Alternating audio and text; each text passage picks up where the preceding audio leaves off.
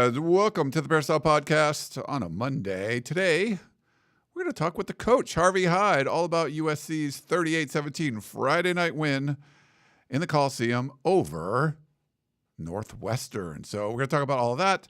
It's going to be a fun show. If you have questions or comments, you can email us podcast@uscfootball.com, or you can call or text us at 424-254-9141. And if you have that Apple podcasting app, you can leave us a 5-star rating over there or a review. The reviews are great. And you can do the same thing on Spotify. You can leave comments on each individual show. We love that. We love to hear from you.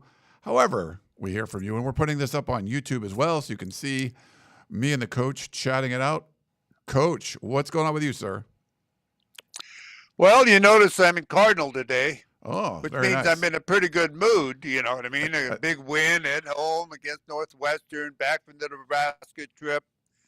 And so I'm in a good mood. We've got a lot to talk about as far as maybe the Trojans graduated a bit. We'll talk about that and what motivated them to graduate a bit and move to the, say, possibility of finishing their season undefeated with confidence and a little bit of extra appreciation of themselves and what they can accomplish on the field when they play together, both as a coaching staff and a football team. And I think that's what it takes today, because as you know, Ryan, everybody's trying to win. Yeah. And unless you have everybody on the same page, pulling on the same rope, the same way, chewing the same gum, passing it around, it ain't going to happen.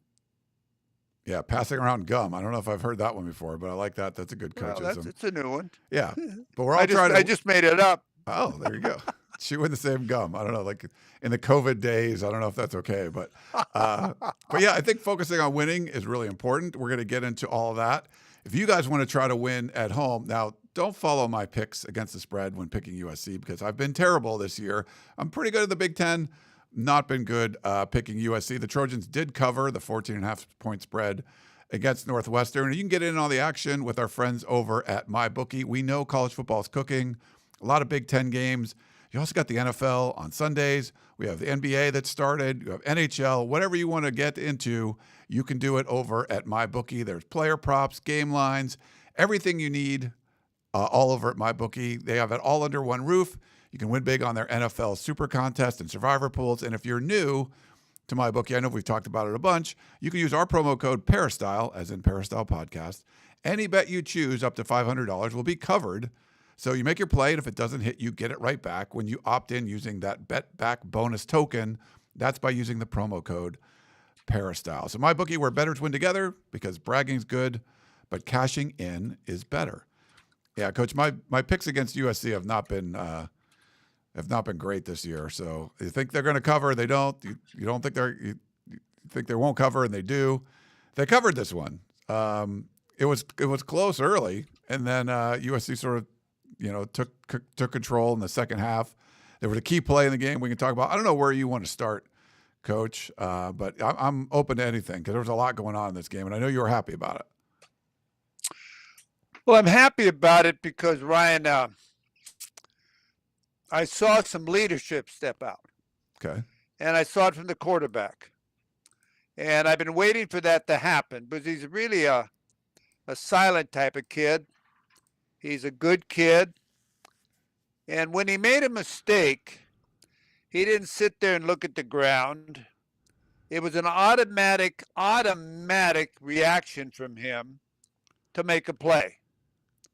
He ran across the field, sacrificed his body, put a hit on the lineman who was running in and going to do a little show off, and knocked the ball out of his hands. And that became a 21, 24, or 14-point turnaround. And I saw that where I knew the kid really cares. The kid cares. He's a leader, and I think it gave the team a spark. When I watched him do that, I started to think about him, and I said, I don't know the kid. I've never met the kid, never talked to the kid. But I don't know how many quarterbacks would throw their body in front of a 290-pound guy running down the field. And I looked at him and I said, he could be not only a quarterback, he could be a rush guy. He could be a tight end. He could be a backer. He's not a quarterback that can't play anything else.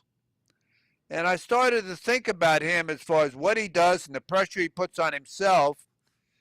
And when he throws a touchdown pass, when he threw that touchdown pass, he ran down there and hugged the guy and so on. I'm starting to see him be a silent leader, a leader by not talking about it, but demonstrating it. And I think young people and older people like myself and fans, I want them to notice those type of efforts that make a difference. And to me, if I'm a kid watching a film or a coach in a room coaching my position coach of players, I must show that over and over and over. And I'm going to say, now he could have stood there and looked in the sky, but he reacted immediately. And when he took a shot earlier in the game by a linebacker or somebody running in there on that sort of counter play, he didn't lay there. He jumped up and got in the guy's face, and then he calmed down. So to me, that shows me there's competitiveness in him. Not that he hasn't showed it to me in other ways. And yeah, he doesn't complete every pass. And yes, he throws some interceptions. Yet he's a winner. And he showed that to me, and I think it's very important when you have somebody who's the battery of your offensive football team, because if you don't have a battery, your car didn't start. And I think he shows by example, and today I feel much better about the offense of USC, the way the offense turned it around, the way they started playing, the way they spread the ball around. I think they could have done a little bit more in the running game. They sort of get a little bit impatient when they were running to the inside earlier in the game and the passes were 23-13, something passes overrun. And all of a sudden, Coach Riley discovered that if they're stopping the middle that much with King Miller, how about off tackle? They went off tackle, and he started ripping off yardage, and it started to prove that you can't stop it all. And I also think, and I'm going to ramble here a little bit, I also think the receiving core from USC is absolutely spectacular. You can't stop it all when you try to stop it all. You can't. You better make up your mind what you're going to do. And against some teams, you can do that. But against USC, I think it's very difficult to stop it all when you have not one great receiver. You know, you take Ohio State, they have a great receiver in Smith. You take Cooper, the great receiver who made the catch from Indiana. But at USC, they got 2 or 3 great receivers. And they make one-headed catches. They make plays. And I think that really inspires the rest of the team. Now, we'll talk to the defensive part of it later. Coach, yeah, we can get on Jayden Maiava a little bit, like you mentioned him.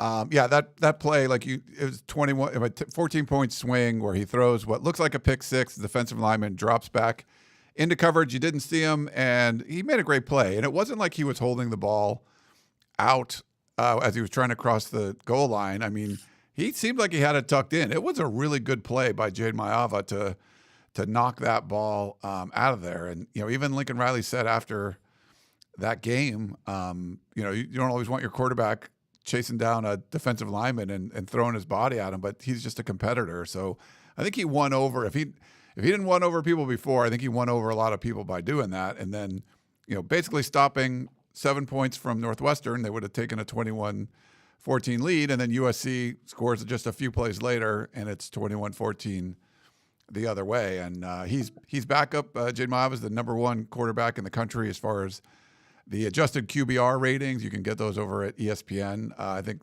he's just above, Sayan from Ohio State, but he's still statistically one of the best, if not the best, by whatever metrics, quarterbacks in the country. And then you make a play like that, and it's like, okay, like he is a quiet leader, but I think you're right. I think that probably helps his leadership by leading by example, I guess you could say. You're exactly right. I don't know how many other people would have done that. I know that if you're a competitor, you're going to do that. But a quarterback doing that shows me an awful lot. I had Randall Cunningham do that for me when I coached the Japan Bowl. We were playing there. Doug Flutie was the quarterback of the East, and Randall was the quarterback of the West. And there were some questions where he was going to go in the draft and this and that. And he threw an out pass across the field. and he got picked off. And he took off and ran, because Randall can run now, ran and made the tackle on the sideline, about the 5-yard line. But he ran him down. And I can't remember if it was Ron Pitts. I think it was Ron Pitts from UCLA who picked it off. And when he came off the field, I grabbed him. I said, Randall, you shouldn't have done that. He says, Coach, I know that. I shouldn't have thrown the ball across the field that far. I said, no, Randall, you shouldn't have run him down. And he says, why, Coach? But he says, now they're going to want to play at safety. So he was laughing about that. But it's an effort that you see by people who recover from a mistake. Everyone makes a mistake, but you recover from it. And that's a recovery. Yeah. No, he showed some great recovery skills there. And overall, the offense that struggled, especially the passing game against Nebraska in Lincoln, looked much better. He threw for more yards against Northwestern than anyone had all season. I think he had 299. And, King Miller, it was his first ever start in the Coliseum because he had a couple road starts. And after, Wayman Jordan and Eli Sanders both got hurt. And he goes over 100 yards, another efficient game for him. So overall, the offense, Makai Lemon went over 100 yards receiving. You already mentioned the receivers. Jacoby Lane had that really sick one-handed touchdown catch in the end zone. But this offense looks like especially at home, Coach, it's just clicking. And they scored more than I thought they would because this is a very good Northwestern defense. And like I mentioned, no one had thrown for this many yards against them.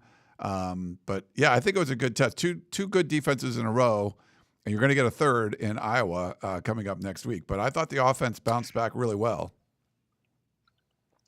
Well, when you do things that your players can do, and you don't beat yourself, you're a pretty good football team. They got some pretty good players at USC on their offensive side of the football. Let's just say that they do and just take credit for it if you're a coach there. But it's getting them all in the right place, the right time to take care of business. And don't worry about the stats, worry about the W. Your tight ends now aren't catching a lot of balls, but they're doing great blocking. And Lincoln Riley mentioned that last week after we mentioned it, that they're coming across the line of scrimmage on the counter sweep and doing a heck of a job of blocking. But no complaints. That's what they're doing now. That's why it's happening. So everyone accepts their role. And I think that's what they're doing now better on the offensive side of football. I believe this, Ryan. I believe that they cannot be stopped the last 3 games. And I know Iowa is a great defensive football team. But I think they have too much team speed. They've got too much of a balance on the offensive side of the football to slow them down when they're operating at full speed and the right plays are being called. So I think that's true. I think I'm not all that impressed with Oregon. I know they have a great program, but I think the Trojans can beat Oregon at Eugene. I really do believe that. And I think they can beat UCLA. And if you don't think, you might not agree with me, but I think they could beat UCLA. So I think they got to play to beat Iowa. Now, Iowa doesn't quit. No. They're going to be tough kids, okay? They're coming here with a lot of pride, but they're the Woody Hayes type of team. They can't throw the ball that way. They're going to want to pound you, hold the ball like Northwestern tried to do. But if you get in front of them, they can't catch up. Yeah. And this is the way they're going to do. Now, the thing that disappointed me in the game, okay, was the fake punt. The fake punt. Oh, okay? yeah, we got to talk about that. That disappointed you. Yeah. Okay. What's because your take on the in coaching, there's a couple of things you don't do. Okay. And at USC, you don't need to trick anybody. But to do that, I said, oh, okay. And then the people were a little bit confused, but I knew the rule. And I don't know if Lincoln Riley knew the rule or not, but somebody ought to know the rule on the special teams. You can't do that. And they got a statement from the Big Ten reprimanding them for that. There's sort of an unwritten rule, too, among coaches that you don't use the play where you send a player off the field and he really doesn't go off the field. He stands about 4 yards away from the sideline, and the defensive back doesn't notice him there, and all of a sudden you throw the ball out there and he scores a touchdown. Not that it's just not professional. And when you change a jersey like that and do that, it's trickery. It should have been a penalty. It should not have been allowed, but the officials didn't catch it, and it went on. And so I think that's something that took away a little bit of what the win was, and I think he'll have to explain that in his press conference when it comes up, why he didn't know that. And I want you to ask that question. Yeah, we'll get to talk to him about it after practice on Tuesday, Monday. He might address it on Trojans Live if he's going to be on that later on Monday. But I know Bruce Feldman talked to Mike Pereira about it. I think the LA Times wrote in and they got a statement from the Big Ten. So the understanding of the rule is like you can't have the same number with playing the same position. So, but the way USC didn't punt before the fake punt. So when Sam Heward, who was listed as number 80, and he had been for the last like 3 or 4 games, that's something our shotgun Spratling noticed on the sideline. So we were aware that, oh, they're probably going to have him do a fake punt. We didn't say anything. We were just sort of watching to see if it ever happened. I think Michigan was when they were targeting to do it, and they didn't need it or didn't end up doing it, or the position, it just didn't happen. They used it against Northwestern, which I don't know if you needed to use it against Northwestern, whatever, but it was a good situation for that. Even the announcers were fooled. They didn't know. If you're watching on TV, they were talking about how Sam Johnson has a great arm, and it wasn't him, it was Sam Heward. But because USC didn't punt yet, he was legally listed as number 80, showed up in punt formation, and threw a pass. So even though he didn't punt the ball, my understanding is it's still that position. So the penalty likely would have happened the first time USC punted, because USC wasn't, if Sam Johnson had already punted and then you put Sam Heward out, then the penalty would be on the 4th down, you wouldn't convert. So I think, Coach, they could have converted the 4th down. They just would have not had Sam Johnson be able to punt after that, or the first time he punted, it would have been a 15-yard penalty on the team for team unsportsmanlike conduct. So that was sort of my understanding. But I'm curious to see, because Lincoln Riley said, hey, if you guys were paying attention, he's been in there for 3 weeks that way. And we actually knew that. We just never said anything, like just because Shotgun was on the sidelines and noticed that the Sam Heward was wearing number 80, and we're like, oh, they're probably going to do a fake punt, which they didn't. And it was like week after week we were sort of watching that. But my understanding, Coach, is it would have been a penalty the first time they punted and not when they ran out the Sam Heward, if that makes sense. Yeah, it makes sense. I really don't know exactly. You explained it differently than the way I understood it, but, I guess that's the rule. If that's what the rule is, I don't know. Yeah, I think because you can't just say, well, he played punter before. I think just the first time you throw somebody out there. But, yeah, it's weird. It certainly is deception, though. Like there might be an unwritten rule like, hey, you don't do that. And I think Mike Pereira even mentioned USC is one of the few teams that doesn't have names on their jerseys. So you couldn't even tell, like, are you going to know what Sam Heward looks like as opposed to Sam Johnson? Like, you never see that. So if he had his Heward on the back of his jersey, you're like, oh, that's weird. I think there was I forget which school did it, Coach. Like, this was years ago, but it was I think their punter was like number 19, and they put out a quarterback as number 18. So it was like similar, but it wasn't the same number. It was still deception, but it was. It wasn't the exact same number like the case with USC. Okay, let's move the chains. Yeah, let's go on to the next one. Time to get to some other things. What about enough conversation on that? Okay, well, you brought it. Defensively, I know I brought it up. Yeah. Defensively, this is the second week in a row, Coach, that USC had only allowed 3 points after halftime. I don't know if you saw any specific halftime adjustments or if you have any thoughts on USC's defensive performance, that they allowed touchdowns on the first 2 drives, almost got a pick 6. Like you said, it would have been 21-14 the other way. And USC takes the lead 21-14 after that, and just never looked back. Maybe that was a momentum thing. What do you think it was to go from 75-yard touchdown drive, 75-yard touchdown drive to punt, fumble, all that stuff that was happening afterwards? Well, I think they come out and they want to establish what they're trying to do. They've been talking about we got to keep the ball away from them the entire game. And if you watch the first couple of drives, I thought USC's defense was somewhat confused as far as lining up. They were pointing to each other, over here, over here, over there, whatever they have to do. And I think they got to, get up on the box. That team ain't going to beat you throwing the football. So they just grinded it out. They ran right at you. There wasn't a lot of fancy plays. They were hard-nosed kids. And you got to put them. You got to stop the first and second down so that they can't do that 3 downs, get a first down, and continue to drive, which they weren't able to do in the first couple of drives of the game. And let's give them credit. They came out. They were very physical. And I think what USC had to do is become physical. They had to become physical. Their linebackers had to play better.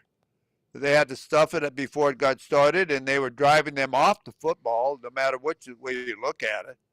They were going backwards. They were like they had roller skates on, the defensive line. So give them credit. They come off the line. They did a great job. And later on, I think they may have tired. I don't know if they tired or not. But I think USC made the necessary adjustments or speeches at halftime or whatever it took to get their act together, and they came back and played a good football game. But, I don't know all the specifics of what they did or made adjustments, but I think lining up in the correct position is pretty important. And I don't think they were doing that, and they were confused. They weren't ready for the snap of the ball. And I think most teams are going to want to run at the middle of the line because I don't think Eric Gentry is a middle linebacker, okay? And I'm going to test him because he's tall. He's not like a real physical type of kid. I've always said the best position for him to be is a rush guy, get him up to 260 and let him go after the quarterback. So that's going to be their game plan. And when you're physical, you want to take on their weakest point as far as what you think their weakest point is. He's a good kid and everything, but I think he's being played out of position. That's just my opinion. Yeah. He hasn't had tackles for loss the last couple of weeks. And that's one of the things he does really well. They had him almost like backing up the linebackers. Like he was sort of playing more secondary than linebacker in this game. They move him around, though. He can do some different things. And, I thought there were some really nice adjustments from D'Anton Lynn. Some of it coaches, you get a script for the first whatever plays. And, that first quarter went by so fast. USC had like a 7.5 minute drive. And then Northwestern did the same thing. And you're like, wow, it's 7-7. Like this is a weird one. But then, started to get some stops and, that changed things quite a bit. On the special team side, I want to mention like Ryan Sayuri because he's been really solid for USC. Anything on the special team side that you want to discuss that you saw in this Northwestern game? Well, he's almost like you call Mr. Automatic. I'll tell you, there's a lot of confidence. The team has confidence in him. If it comes down to winning a football game, I would never hesitate him kicking the field goal within distance. I think he's a winner, and to be able to come off the bench and become your number one kicker, I think he's going to remain your number one kicker. I don't know who's going to put him back on the bench, but he's done just a tremendous job, okay? I'm surprised. I don't know, Ryan. Has he been Special Teams Player of the Week every week in the Big Ten, or has he? You know what? I'm not sure. I don't think he has. Maybe he has. I don't know. I haven't really. That's not one. I'll try to look it up, Coach, and see. But I'm not sure. Yeah, but I think he scores a lot of points. And I don't know what is he? What is he? Has he missed a field goal? No, he's missed one. I think. Yeah, missed one field goal. So I just think, I call him Mr. Automatic. I go to the bathroom when he's kicking a field goal. Okay. So he did get it. I know they're going to get 3 points. So he got it week 11 when he had 8 points, the 49-yarder and the 24-yarder. So he did get it. I guess that was the previous week, the Nebraska game. So that was. So he was just a recent Special Teams Player of the Week. Nice. So just a week ago. No, it's good. Like what I'm saying, they're putting it together. If they can continue to put it together and the defense plays a good defense, which they got to continue to do to win championships, they got a shot. And I Yeah. really do, because I've watched Oregon. I've watched Oregon closely, and they're not the team I anticipated them being. They're just not for some reason. So I think that if they continue improving and they have a big win this week, I think they'll win big. I think they'll win, when I say big, 2 touchdowns or whatever against Iowa, which is a big win against Iowa. That would be big, yeah. I think they're I think they're a 4.5-point favorite or whatever they are in the game. Really a well-coached team, but you can't stop those receivers. You can't stop all that running game. You can't stop it all when you face them and they're ready to go and you're able to run Maiava when you want to use him. And I tell you, it's very difficult. There are a lot of great players on that offensive side of the football, and the offensive line is starting to enjoy playing football. What I mean by that, the running game has given them so much more confidence, being able to have success with the running game. They're having fun, and they go to films now, wanting to go to films. When you have an offensive line and not playing well, you don't want to go to your room meetings. Because your defensive or offensive coach is going to sit there and call you every name in the book, okay? As far as what were you doing on this block? Why didn't you hit the right person? I mean, what do you call that block? Lookout block? You call that a lookout, okay? You're watching the play. I mean, I think they're looking forward to going to their team meetings now because they're having success. And when you have success, success breeds success, okay? And they have more confidence. And I think this is what's coming along with them. Yes, you mentioned USC's got the 3-game stretch, Iowa, at Oregon, and then UCLA. The Bruins took one on the chin in the Rose Bowl Saturday night in front of a lot of Nebraska fans. So here's what's going on. USC plays Iowa. We know it's at 12:30, so that's a 12:30 game, Big Ten Network. The Oregon game, we just found out this morning, is not going to be announced as far as the game time. It's going to be one of the 6-day windows. So we won't know until this weekend when that Oregon kickoff is going to be. So just let people know. We got word this morning that they're using that 6-day window for television.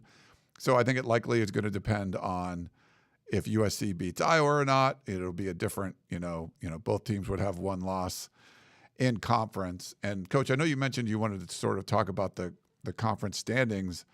Right now up top, it's Indiana and Ohio State. They're both undefeated in conference, undefeated overall. And then that next tier of one-loss teams, you have Oregon at 5-1, 8-1 overall, USC 5-1 in conference, 7-2 overall, and then Michigan also 5-1, their only loss being the USC, and 7-2 overall. USC's next opponent is the next team up 4-2, Iowa. They're 6-3 overall, and Minnesota's in that same category. Then after that, everyone has at least 3 losses, all the way down to Penn State, Michigan State, and Purdue have 0 Big Ten wins between them, which is crazy. But I just want to get your thoughts on USC and the Big Ten standings and where they are right now. Being up at number 4 is pretty good.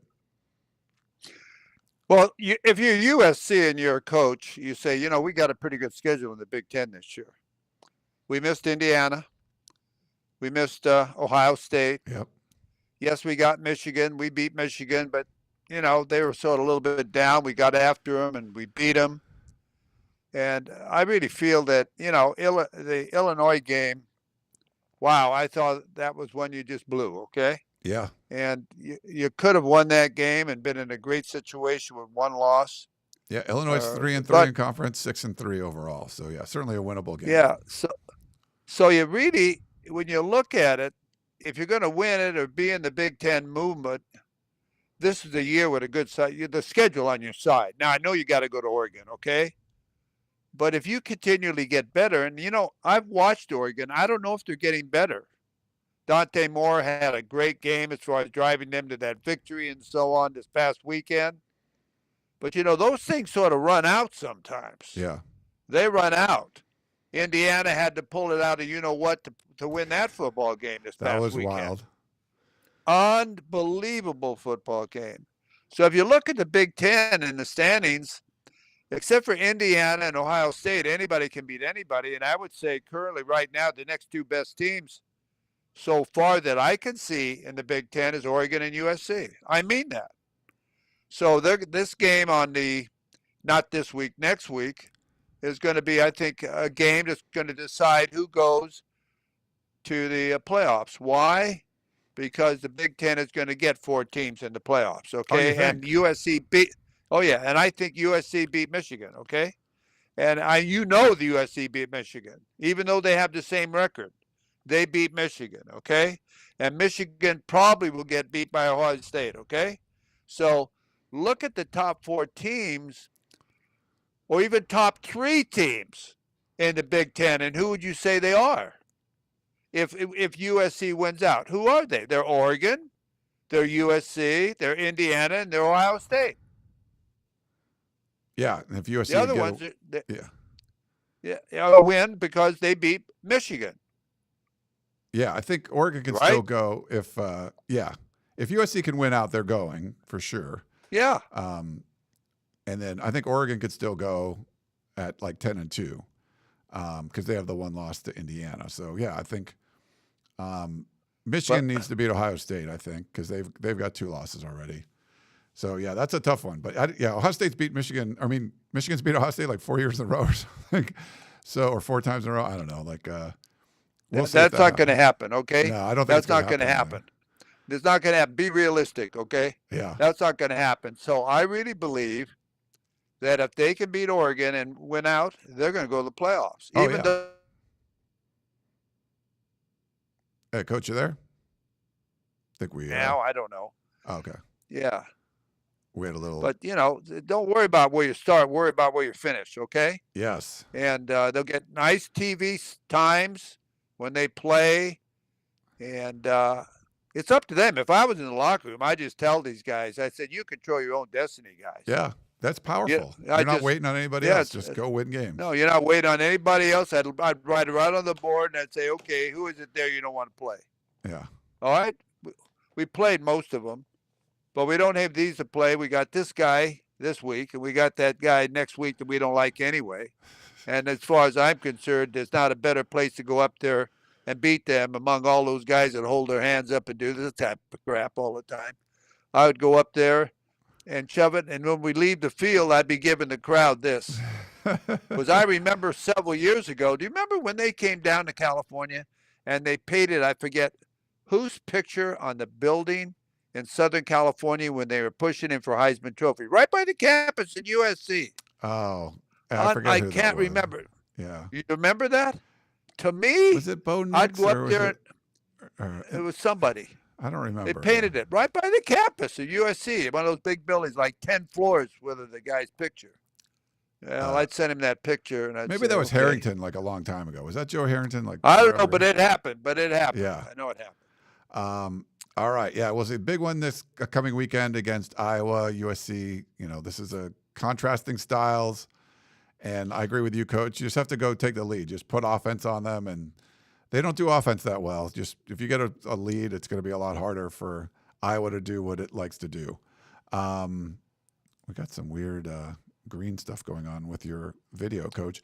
That's all right. Why don't we take a break, and we're going to get back to some questions here.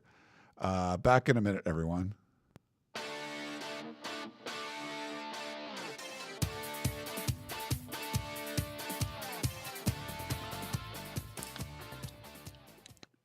Yeah, it's weird. We got some. If you're watching us on YouTube, Coach is looking like the Incredible Hulk over there. Pretty interesting. Well, I think it looked pretty good in the green. Yeah, you know, green is your color. I think that's a good one. That's what the Rose Queen and Court wore last week when I went to the event. They all in green. Oh, nice. All right, really nice girls. Really nice. Oh, girls. So at the Rose Bowl. Yeah, we had a deal at the Elks Club in Pasadena, and they were there, and they each spoke, and just really nice selections. Just nice. Really good girls. The former former home of the UCLA Bruins. Is that going to like? Geez. That's a weird situation. Don't get me into that. Okay. Yeah. Because if you get me into that, it's going to be about a 4-hour show. Okay? Yeah. Okay. Because I'm going to tell you exactly how I feel. Now, not that I don't tell you how I feel, but that's going to be really how I feel. Yeah. I don't know if there's a way I can refresh this. This is looking weird that you're all green on YouTube, but if you're listening on the podcast, you can't really tell. That's okay. Let's go to a voicemail. Here you go. Hey, Peristyle. It's Rick from Vista. I'm watching the game right now, and I'm watching King Miller do a great job. I want to know from the coach, he did such a great job comparing the two, the past QB Miller and the current QB Maiava. What do you think about, what would he do with King Miller when Whammo comes back? And I'd also like to know if you can tell, he would probably know talent better than most, but who's better? Is Miller better or is Whammo better?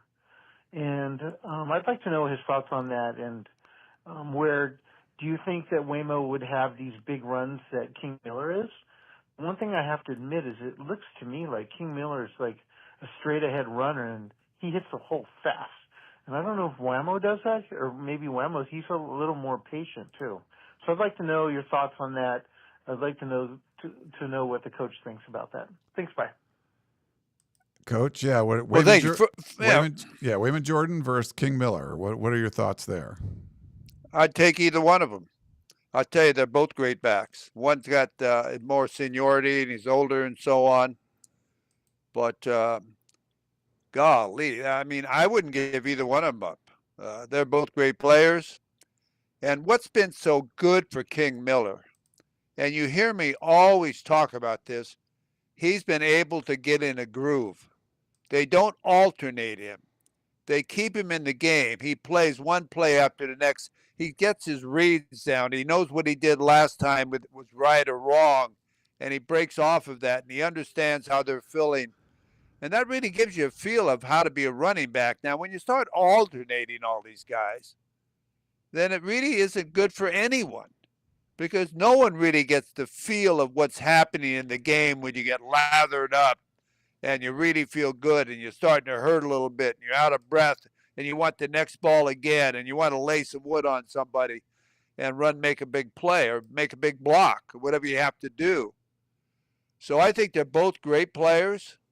One sort of offsets the other. It's not a Lindell White, Reggie Bush type of situation because Lindell was a big, more powerful type of block. But I think they're both tremendous backs, and you're so fortunate to be able to have those type of backs. Plus the other backs, what's his name? Silver, what's his name? Eli Sanders? Yeah, Sanders. I mean, he's a hell of a back. Yeah, he's unfortunately out now, yeah. Yeah. Wayman Jordan can come back. He could come back. We're not sure when, but potentially the Oregon game. Well, if he comes back, it's great. But I'll tell you, as far as I know, who my starter is right now, it's King Miller. I wouldn't sit him down. I don't think you can do that. Yeah. I don't see how you can. He's got to work his way back into the position of where he was. It all starts with what you're doing on the field, and King Miller's getting it done. All right, we got an email from our buddy West Texas Mike, who's out in Vegas. He says, what possible intangibles do you see in Miller Moss that you don't have in Jayden Maiava? Maiava has a stronger arm, pretty good wheels, and when he wants to run.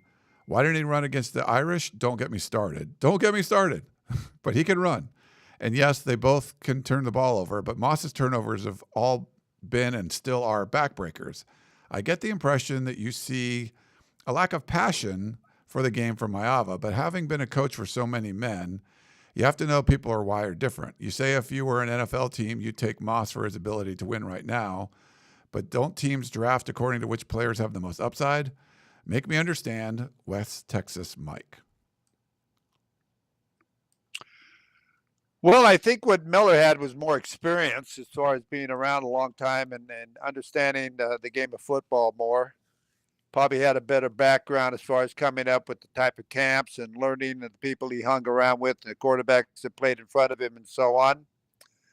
And he didn't come in as a transfer. He was at USC. He's been at USC. And USC meant an awful lot to him. And I think they broke his heart when they didn't start him in the bowl game, whatever that bowl game was. I can't remember what it was. And they started Maiava in that game. And that's why he left. But as far as abilities, I think they're both different type of players. One is a very physical type of player, and the other one more is a Aaron Rodgers type of player, where you don't want to run him, but he's not gonna take that many hits. He's a technician. He can read the field. He's in charge.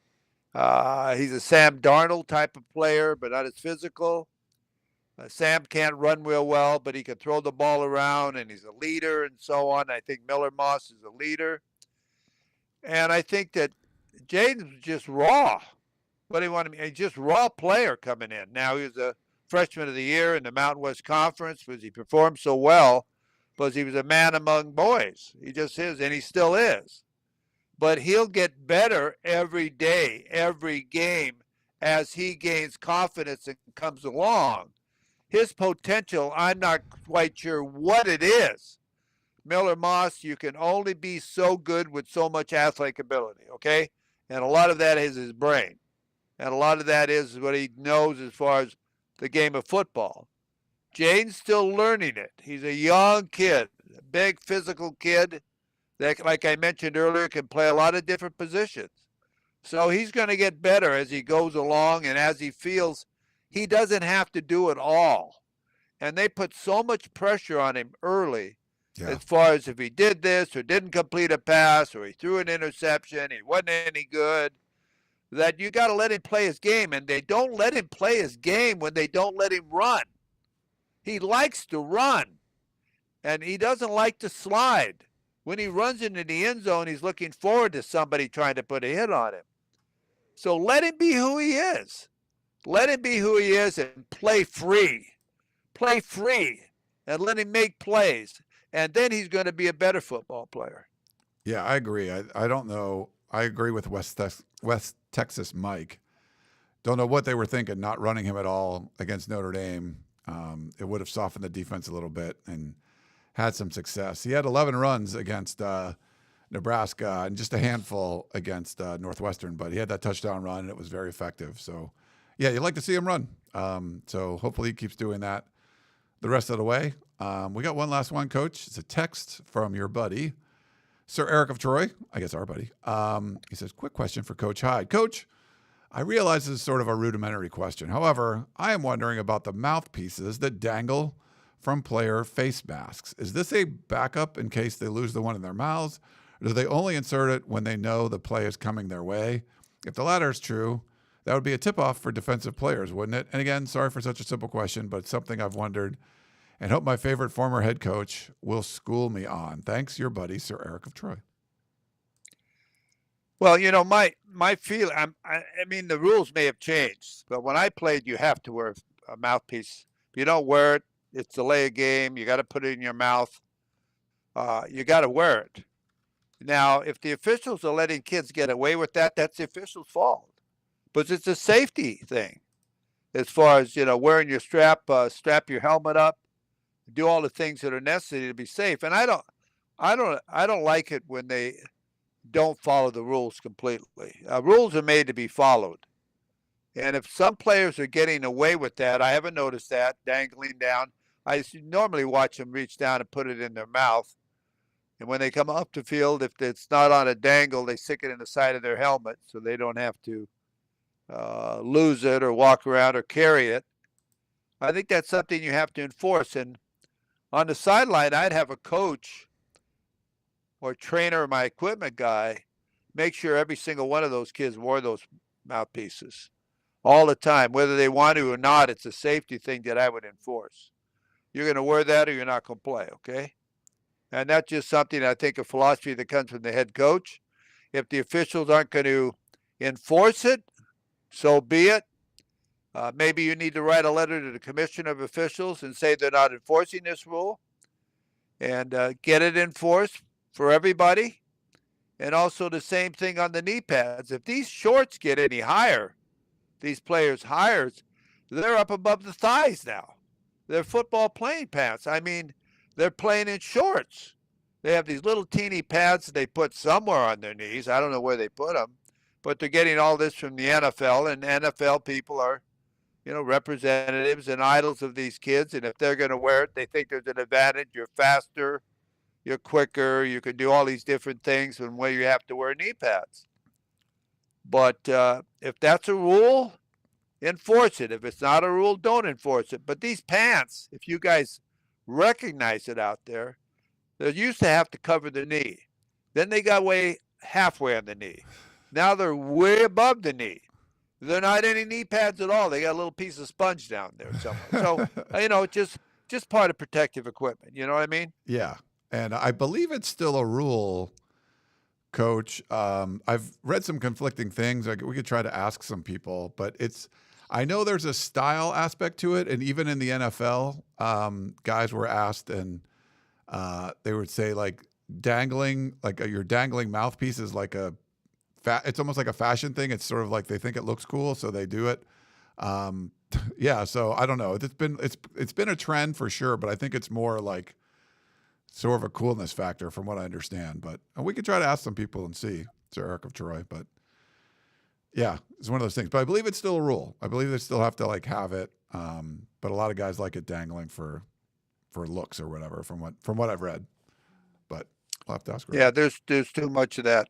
There's too much of a show and not enough football, I mean, I'm for celebrating, okay? But if you sack a guy, that's what you're supposed to do. Yeah. I mean, that's what you're in the game to do. I mean, it's not the biggest deal in the world. Just get back and huddle up, okay? Do it again and again. Yeah, I mean, a lot of these guys, they try to outdo each other with some new type of dance or some new type of signal or something. It's just part of kids. And if you let kids do what they want to do, these are kids. They're big kids. That's all. Yeah. And if you allow them to continually do it, they'll find a way to get around any rule. Okay? You can have any rule. They're going to find a way to get around it. Yeah. All right, Coach. Well, great stuff. We appreciate you coming in and chatting. Of course, a huge game coming up this weekend with Iowa coming to the Coliseum. Will it be a rock fight like you would get in Iowa City where we saw Oregon just try to out Iowa, or can USC air it out and put a lot of pressure on Iowa to actually try to throw the ball downfield some? We'll see. I think USC can do it, but the Hawkeyes have lost 3 games, Coach, and they've been leading or tied in the final 2 minutes of all of them. So they've been in every single game. But I think USC has the potential to actually outpace them a little bit and put some pressure on them, score a bunch of points, and put them in an uncomfortable position. So we'll see. Well, Iowa's one of my favorite Big Ten teams. I became very good friends with Hayden Fry. Okay. Okay. And I met with him a lot of times. We traveled to different places. We were on the pony shoe board together. And I got a lot of information when I was a young coach from him. And he was a player's coach. Everybody loved him. The assistant coaches he had, Ferenz was one. The Bill Snyder goes on and on and on. The Soup brothers, all of them worked for him. And they learned the basics of football and what's right and wrong. And if you remember him, you're too young, but he used to wear all white when he coached with sunglasses. Good-looking man. His wife's name was Shirley. And they named a hospital after him behind the stands where they turn around and wave to the kids. That's a great tradition, yeah. Yeah, and that is the hospital they named after him. And then he moved to Mesquite, Nevada, and we used to do the Super Bowl parties up there, and he would come to those all the time. And one of his sponsors was John Deere Tractor. Every year he got a new tractor. Yeah. That was part of the deal. He used to drive his tractor around cultivating his fields and stuff. He was really a great guy. Yeah. All right. Well, the Hawkeyes will be in town this weekend, and Coach and I will be back next Monday breaking it all down. But, Coach, thanks again for coming on. You can follow him on Twitter or all the social medias at Coach Harvey Hyde, and go to his website, harveyhyde.com, for all of his content. But thanks again, Coach. We appreciate it. Thank you, guys. Good luck. All right. Enjoy the game, everyone. Enjoy the week, everyone, and we'll see you after USC and Iowa. Thanks again.